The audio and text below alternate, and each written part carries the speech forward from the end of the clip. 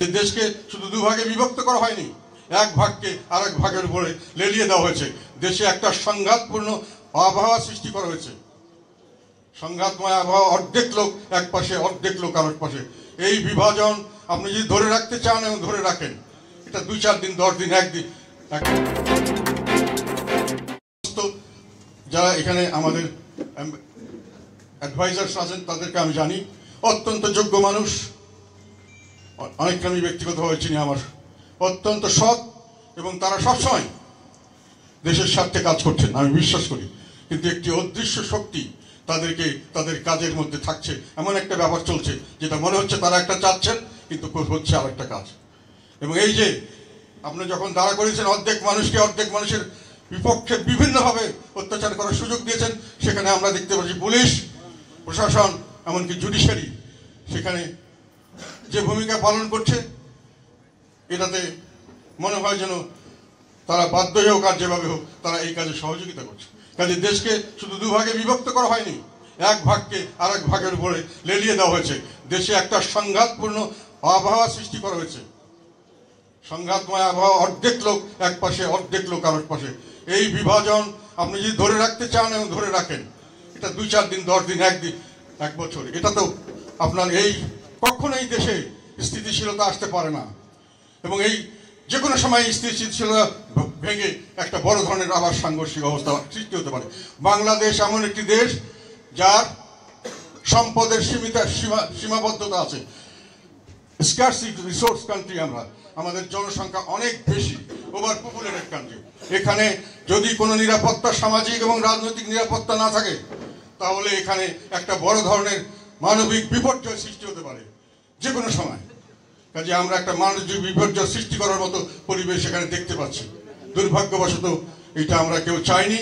আমরা যেটা চেয়েছিলাম সেটার জন্য আমরা প্রস্তুত ছিলাম, কিন্তু আমরা সর্বাত্মক সহযোগিতা করতে গেছি।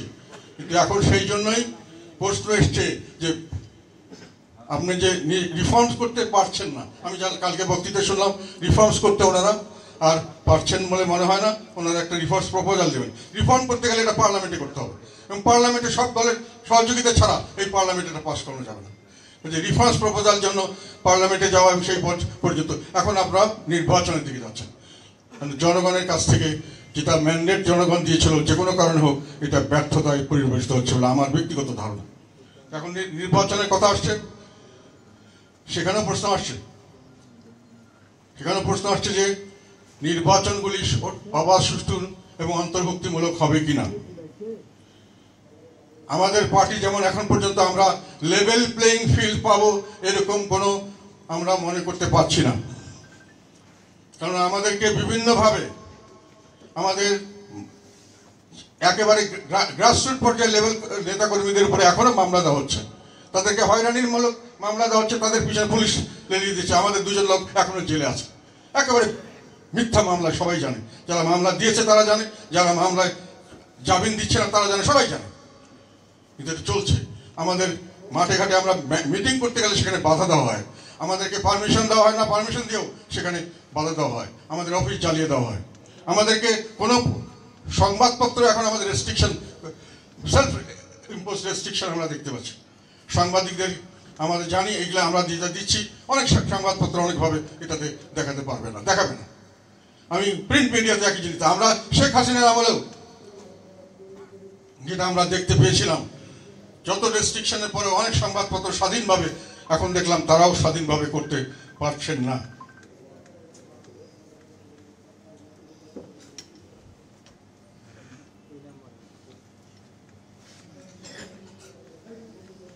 আমাদের বিরুদ্ধে একটা অদ্ভুত জিনিস, আমরা কিন্তু এই আন্দোলনের সঙ্গে আগাগোড়া জড়িত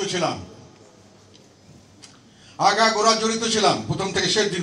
প্রমাণ আছে, আমাদের লোকরা, আমাদের নেতা কর্মীরা সেখানে জেল খেটেছে, মারা গেছে, তার ডকুমেন্টারি এভিডেন্স প্রেস কনফারেন্স দিয়েছে, এবং তাদের বিরুদ্ধে মামলা হয়েছে, হুলিয়া হয়েছে, তারা পালিয়ে বেরিয়েছে, সেগুলো ডকুমেন্টারি এভিডেন্স দিয়েছে সাংবাদিক সম্মেলন করে।